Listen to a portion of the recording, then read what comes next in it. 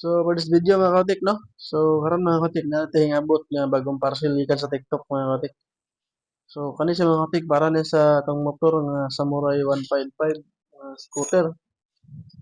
So, shock na siya mga kotik para sa likod. So, ato na siyang gipaluward kay di man gud gikapoy ang para so pinanggas mga kotik nga kanang habog ito kaya. Kay stuck to stuck man yung mga kotik. So, mo ni nga gihabugan siya. So, unsay pagsakit ako na siyang giorderan sa TikTok. So, kani siya mga kotik, Sayan ang brand ani mga kotik nga high concept nga shock. So, Japan ni siya mga kotik nga ano, product. So, Sayan ang brand. So, karon ikunta mo unsay porma ani nga shock para sa likod.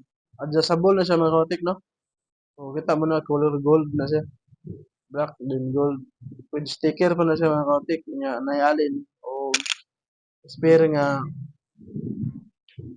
extension para sa iyang diha para sa bolt niya nagtaod sa maong ano, maong shock.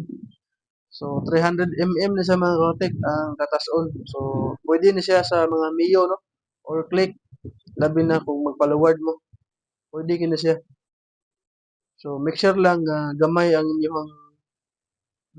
ang inyong ligid kaya ron dili siya mo sangit ang iyang spring sa inyong ligid kay kani ko mga kotek ano siya kanang dako ra ang spring sa akong gi-order.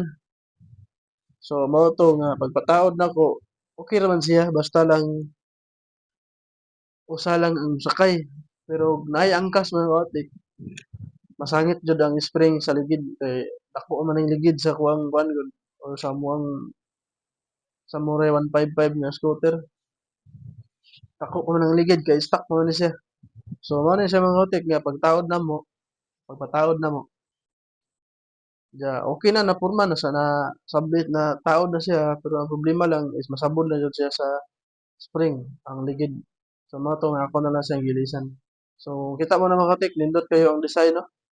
O pwede na siya pang Thai concept nga style sa iyong motor o sa ganahan niyo pag-review diya. So maro to no, daghang salamat sa pagtan-aw. God bless, peace out. Og ang yellow basket, i-click lang mga kotek kung ganahan mo kung order.